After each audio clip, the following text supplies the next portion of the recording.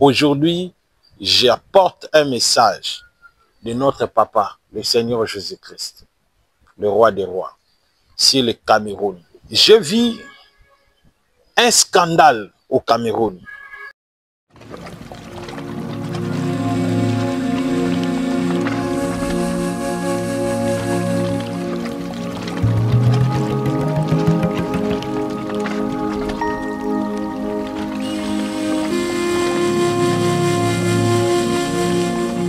L'heure de la prophétie sur des nations.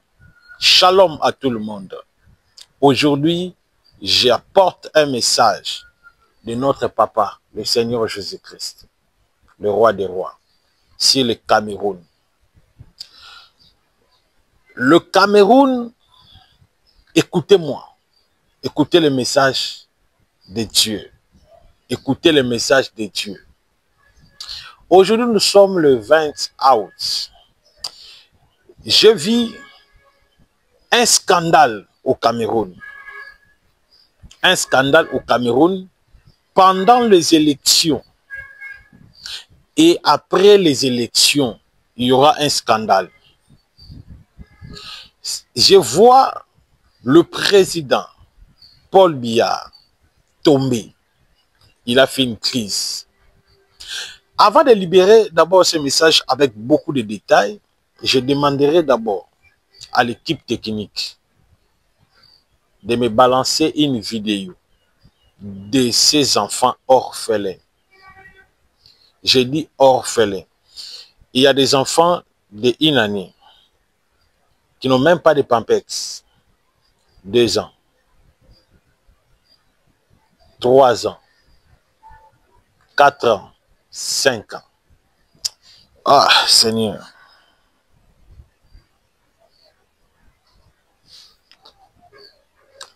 Ça fait pitié. Ces enfants orphelins, ils ont perdu leurs parents. Peut-être toi, tu es papa, maman d'un enfant à la maison, ton enfant. Il est content de te voir. Voici mon papa, voici ma maman. Mais ces enfants ici, ils n'ont pas de papa, ils n'ont pas de maman. Bientôt la rentrée scolaire. Moi, votre prophète, j'ai que $300. Les enfants que je dois scolariser pour le début de la rentrée scolaire, je dois payer plus ou moins $1500. Moi, j'ai que $300. Si quelqu'un parmi vous pourra se dire, papa, je porte la charge de donner le reste de cet argent, ou bien je vais donner le peu que Dieu me donne, mes jeunes ici, je vais m'agenouiller pour toi et prier pour ta vie. Je demande à notre frère de me faire balancer les petits enfants là. Pitié. Il y a même de ceux-là qui n'ont même pas de draps. Mais là, ne vous en faites pas. Je vais me débrouiller. Même demain, je vais acheter les draps pour eux. Mais la rentrée, l'avenir de ces enfants, c'est l'école. Donnez-nous l'image. Vraiment, ça me fait pitié. Donnez-nous.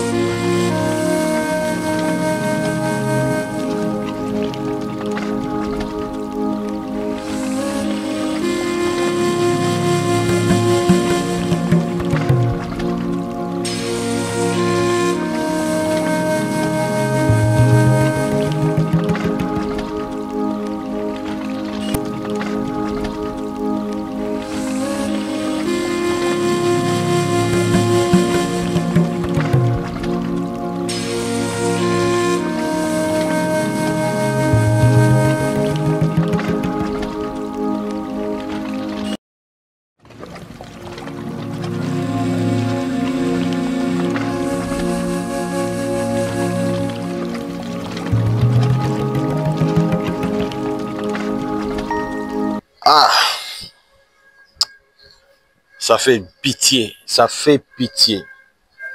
Je viens même de pleurer. Je fais couler les larmes. Les enfants que vous avez vus là en train de manger là, je fais toujours tourner la même vidéo. Pourquoi? Parce que la situation actuelle de ces enfants, c'est grave.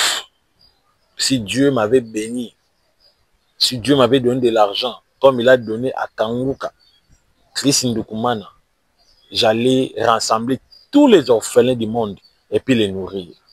Si Dieu m'avait béni comme il avait donné l'argent à Ivan Castano, comme il avait donné l'argent à Mohamed Sanoungo, j'avais aidé ses enfants. Voilà. L'esprit de l'Éternel chez moi, je ne veux pas pleurer, je sais que nous sommes au nombre de 45, 40, plus ou moins 46 000, hein? 47 000 abonnés. Il y a des responsables ici qui feront un geste pour nourrir ces enfants. Vous voulez faire un geste, s'il vous plaît. Mon numéro est affiché au bas de vos écrans. C'est ça mon numéro. Écris-moi sur WhatsApp. Prophète, je voudrais donner un don pour les orphelins. Mon frère, ma soeur, maman, papa, Dieu va te donner une longue vie. Dieu va aussi protéger tes enfants. Et il va aussi donner tes enfants l'opportunité de te voir vieillir. Non mourir, laisser tes enfants orphelins. Tes enfants ne deviendront pas orphelins. Ils vont voir comment est-ce que tu vas vieillir si tu fais un geste pour aider ces enfants. Dieu va te donner une longue vie. Il va te bénir dans le nom de Jésus. Jacques 1,6, il dit ceci: la vraie religion consiste à aider les orphelins, à soutenir les orphelins. Tu as donné les offrandes aux pasteurs, tu as donné les offrandes aux sœurs, tu as donné les offrandes aux maîtres spirituels, tu as donné même à la famille. Aujourd'hui même la famille ingrat. Ils sont ingrats de croire ou bien d'accepter tes efforts. Mais quand tu donnes à ces enfants, cela est écrit dans les canaux de Dieu, dans les carnets du Seigneur Jésus. Ah, Seigneur, merci. Je voudrais maintenant apporter un message pour le Cameroun. L'Esprit de l'Éternel m'a dit ceci. Le président Paul Biya, 92 ans, c'est déjà 93 ans, je vois un fouet, en train de balayer la classe politique de ces vieux hommes. Le vieux homme qui empêche le panachement de la jeunesse camerounaise. Dieu me montre un fouet et le fouet en train de frapper et de balayer une classe de vieux hommes. Écoutez très bien, très bien, très bien, très bien cette prophétie. Le président d'abord, Paul Biya, il a 92 ans, c'est bientôt déjà 93 ans. Le président du Sénat, 90 ans. Ça, c'est le président du Sénat, 90 ans. Président d'Assemblée nationale, 85 ans. Hein? 85 ans. Le président, le ministre de la Justice, 86 ans. Le patron de la police, 92 ans. Le président conseil constitutionnel de cour constitutionnelle, 95 ans. Alors, je vous pose la question. Comment est-ce que vous allez diriger un pays qui est rempli, doté par la jeunesse, l'espoir d'un pays? Vous allez diriger comment? Vous allez diriger comment un pays qui est rempli par la jeunesse? J'ai dit toute une jeunesse. Ce pays est rempli par toute. Vous allez diriger qui et comment? Le vieux papa. D'abord, vous allez suivre une petite vidéo Ingénieur va nous illustrer ça pendant qu'il est en train de parler. Le président de l'Assemblée nationale du Cameroun, 86 ans, en train de tenir un discours en français. Oh là là, ça c'est grave. Ça c'est grave. Et puis, la chose qui est grave, le bilan du président Paul Biya, 43 ans au pouvoir. Il a fait 43 ans au pouvoir. Mais le pays est toujours pauvre. Le pays est toujours malheureux. Le pays est toujours délaissé. Le pays est toujours abandonné. 43 ans au pouvoir. Le monde, le Camerounais souffre. Les Camerounais pénissent. Les Camerounais n'ont même pas de travail. Les Camerounais n'ont même pas un poste. 40 ans au pouvoir. Ce vieux papa, il a 92 ans. 92 ans au pouvoir. Depuis qu'il est au pouvoir, plutôt, 92 ans, 43 ans au pouvoir. Ça, c'est drôle, c'est drôle, c'est drôle. Comment est-ce que ces peuples vont s'en sortir? Comment est-ce que la jeunesse va s'en sortir? Et l'Esprit de Dieu me dit, le temps a sonné. Dieu va fouetter. Il va d'abord commencer à fouetter la santé de Paul Biya. Moi, je vous dis, le Paul Biya, je ne crois même pas qu'il peut se tenir debout pendant plus ou moins 40 minutes en train de lire un discours. Il ne saura pas. Et j'ose croire que même le monsieur là, son bangala ne fonctionne pas.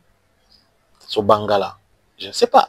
Et bon, pas je ne sais pas, mais je ne crois pas que ce bangala peut fonctionner. Si ce bangala fonctionne, cela veut dire il a la tête d'un vieux, le corps d'un jeune garçon de 22 ans. Je ne crois pas que ce bangala est sorti. Regardez-moi, le président du Sénat, un vieux papa.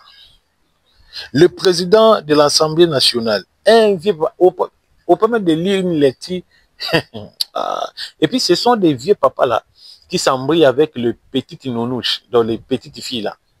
Ils se déambulent avec les petites filles. C'est eux qui tourmentent nos petites filles, nos petites du quartier.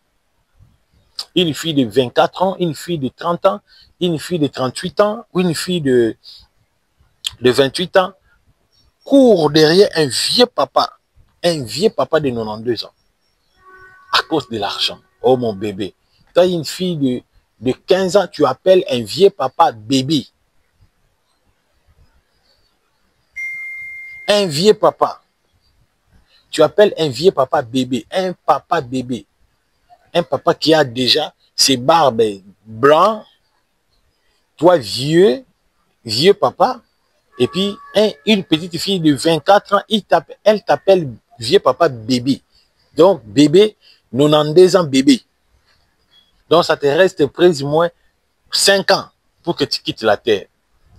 Parce que l'homme, l'âge que Dieu nous a donné, c'est ça 20 ans. Donc toi, tu as déjà à 95 ans. Mais une petite fille de 3 ans, plutôt de 20 ans, elle t'appelle bébé, mon chouchou bébé. Ça va, bébé, ça va, bébé, ça va, tu vas bien, bébé, ça va. Ce sont des genres de ces classes de pères-là qui embrouillent les petites filles, les petites filles. Le fouet de Dieu, le fouet de Dieu, le fouet de Dieu. Dieu se lève avec une grande colère. Il se lève pour vous frapper. Il se lève pour vous condamner. Il se lève pour vous rabaisser. Et comme si, vous allez voir, je vois pendant les élections, après les élections, le monsieur Paul Biya a fait une crise. Il est transporté irrégulièrement dans l'hôpital. Crise. Retenez bien cette prophétie, vous allez voir cela être accompli, car le Messie lui fera tout pour gagner les élections. Il fera tout. Il fera tout. D'abord, une personne qui a 92 ans, son cerveau a vieilli. La personne qui a 92 ans, son cerveau a vieilli. Je ne pense pas qu'il peut se tenir. Ou bien je ne pense pas qu'il peut prononcer des paroles. Parce qu'il a premièrement d'abord vieilli. Vraiment, ça fait pitié. Hein? L'ingénieur, balancez-nous l'élément de la guérison Il y a un homme est venu malade, Dieu l'a guéri instantanément. Donnez-moi cette image-là. Même debout pendant 20 minutes, c'est très difficile. Parfois, quand tu te tiens debout, tu trembles à cause de cette douleur. Une colonne vertébrale. Et l'esprit me dit ceci. C'est un démon. Si tu amènes ça par l'hôpital pour une opération, tu vas quitter la terre. C'est quelque chose lancé dans la famille. Ça a pris beaucoup de temps dans ton corps. Alors Dieu a vu cette maladie. Et tu vas être guéri aujourd'hui. Donnez-moi-nous. Donnez-moi là. In the name of Jesus. Ouvre ça.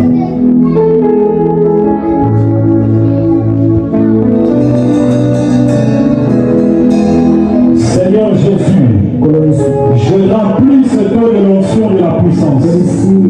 Et je demande maintenant que ton enfant soit guéri. Dans le nom de Jésus. Bon.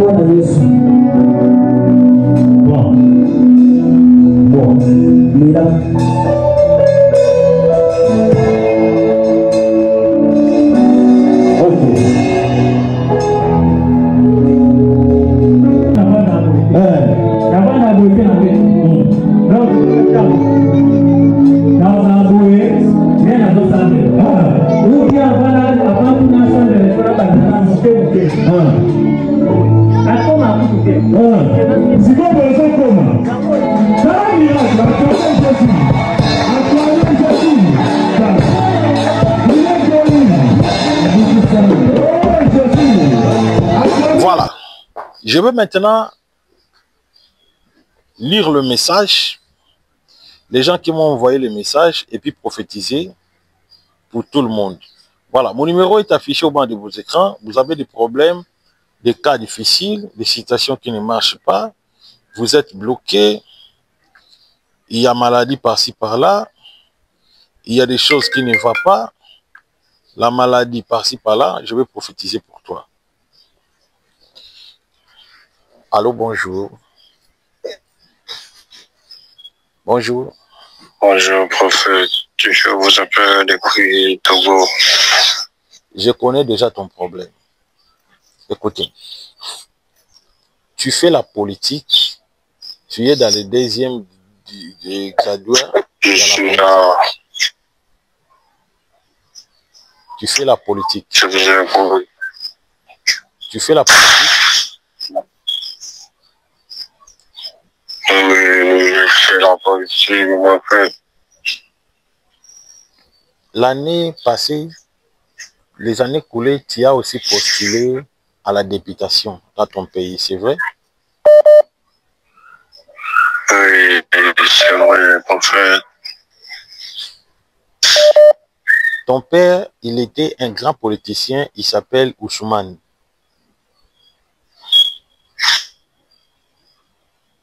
Ton père. C'est ça, son nom, oui. C'est ça son nom, Ousmane? Oui, c'est ça, son nom. C'est ça. Ok. Alors, je vis là où tu travailles, dans l'administration de l'État. On voulait te placer dans une autre promotion. Là-bas, on t'a obligé de faire un sacrifice du sang. Si tu tues ta fille de 2 ans, tu auras un salaire de 40 milliards de francs. C'est vrai? Oui, c'est vrai. On m'a dit de faire les pactes de sang. Ok. Alors, ne le fais pas. Si tu le fais, tu ne sauras pas, car ta fille est protégée par les sangs de Jésus. Si tu le fais toi-même, tu vas mourir. Alors ne le faites pas. Moi, je vais prier pour toi pour que Dieu te donne un très bon emploi. Parce que je vois, on va te compliquer jusqu'à ce qu'on va te chasser du travail. Prophète, priez pour moi, prophète. Merci beaucoup. Après les lives ici, tu me contactes. Merci. Merci beaucoup. Voilà. Alors, je vais maintenant lire le message.